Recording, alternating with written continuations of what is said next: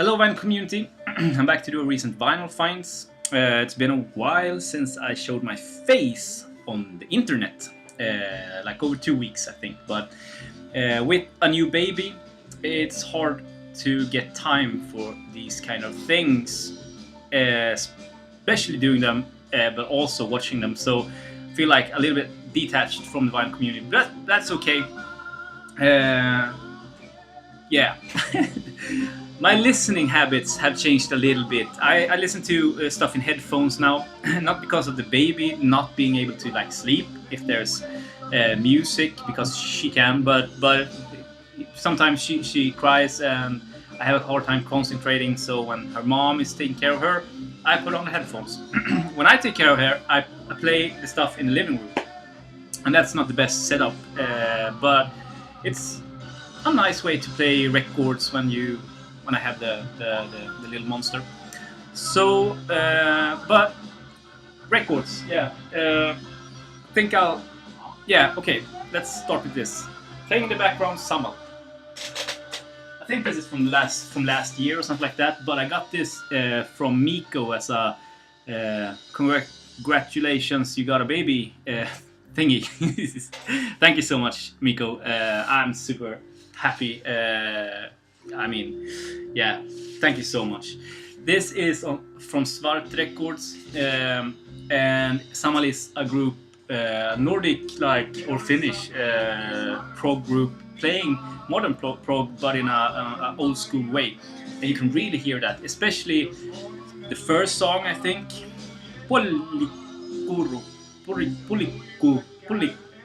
It sounds just like November, I think. But whereas November played this 1972, 71, 72, they are doing it now. It's awesome. And Miko also was good enough to send me this Hector, Lisa Pien, Lisa Pien. And my reaction was, fuck, I love records. Record, how awesome is that? But the music was fantastic, really like a little bit psychedelic, or at least psychedelic as the Love record label was. He's a singer-songwriter, I guess, in the same vein as maybe a lot of other Swedish artists at the same time. But the musicianship is really good. I read somewhere when I did research that this is a standout record in his catalog, because he has released like maybe 17 records, something like that. But a little bit darker. I don't know if I'm right there, but because I don't understand the lyrics. But very interesting, and super happy to have it. I don't think I'll look for more Hector records. Maybe if I find something cheap, I'll buy it. But I'm really happy with that one in the collection. Thank you so much again, Miko. Yeah.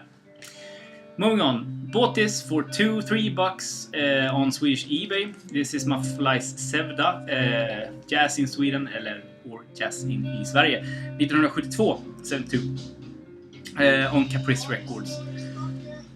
It's the one with the, I guess everyone has that. Swedish, Turkish folk jazz with Bernt Rosengren, and you have Gunnar Bergsten and Okej Tamis on this also. So a really good group. They recorded it live in a Swedish television studio. Wasn't meant to be released as a record, but it was such a good jam that they released it. Yeah, and I think it's good. It's a little bit better than good, but not like outstanding, but good. And for that price, I mean, that was a find. $3 for that. That's a find. Bought this yesterday and played it twice now. Paul Jones, Love Me, Love My Friends from 1968, I think. And how corky isn't that cover? Here's the backside with that old school, old kind of fold over thing. His master's voice, originally in the sleeve, red lettering, So original UK press. Paul Jones was the singer, first singer in Manfred Mann for 3 years. Then he got fired, and he did this in 1968. He had a great voice. There's good musicianship, solid songs at times. It's folk, psych, folk rock, pop, folk pop maybe. Yeah, I'm really happy that I got it, and for a great price also. So I didn't. It was so cheap, maybe $10, something like that. That I thought like I don't need to do the research. The cover alone from that time period has to be interesting, and it was.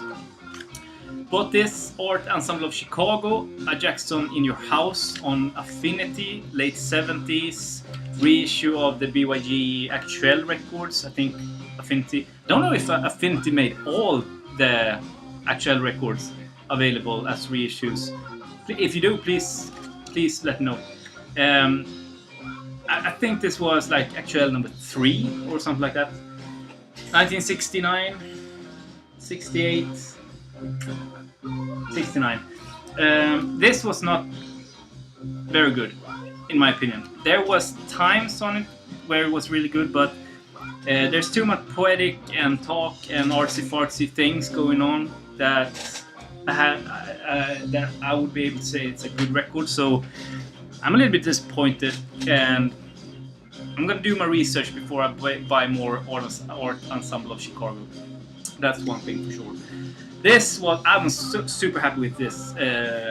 Torture Garden with John Zorn's Naked City. Let's put it like that. Second press on Heroic Records. You have a seam split there, and you have some shelfware. But I got it for a great price. I think they're not great, but the right price in this condition. Vinyl is in great shape, no pops or scratches or anything like that. So it's the cover that has some wear. 45 RPM, 30-second songs. And what is this? If you don't know of John Zorn and Naked City, and you're a jazz fan of the freer jazz sort, check it out. If you're a noise fan, or if you're a hardcore fan, if you're a punk fan, check it out. Metal fan maybe even, check it out. It's fantastic avant-garde, free jazz, screamo, everything weird on a record, but it's fabulous. I love John Zorn, and the thing that he does really interesting. That's my 3rd John Zorn record, and I won't stop buying his record when I see them. Moving on to a somewhat proggier thing, Focus Hamburger Concerto. I won't show you it's a common record. It's good. It's not better than Focus 3 or Hocus Pocus, but maybe after that, I have a hard time with live records overall. So 2 jazz records, just quick. I don't know. I don't think I'll keep these. Monk compilation and Clifford Brown Paris collection. I think I showed these in the last video. I'm not gonna keep them. There they go, in the bin. Not the bin, but trading kind of thing. 2 records, Johnny Cash, American Recordings 3, and 4 on back. 2 black records. Yeah. Now I have the first 4 records, and the best ones in my opinion. I think that they are so good, so I'm willing to say that they are modern masterpieces. Yeah, the production, fantastic. Musicians, fantastic. Songs, awesome. Johnny Cash has never been as interesting. Never, ever been as interesting. Not in the beginning. Okay, I'm gonna stick my chin out and say Johnny Cash in the early days was kind of boring, wasn't he? It's classic recordings. I have a bunch of them, but it's kind of boring. Everything sounds just the same. Okay, moving on. Cowboy Junkies, Black Eyed Man. I have 2 copies of this I got for free. Townsend Sam has written some songs for them on this one. Female singer, really good. Alternate rock from the 90s, 80s, 90s. Sounds a little bit like Counting Crows in my opinion. I thought it was really good. I'm gonna keep one of them. I'm gonna Frankenstein 1, 2, yeah, okay, you understand. Eno.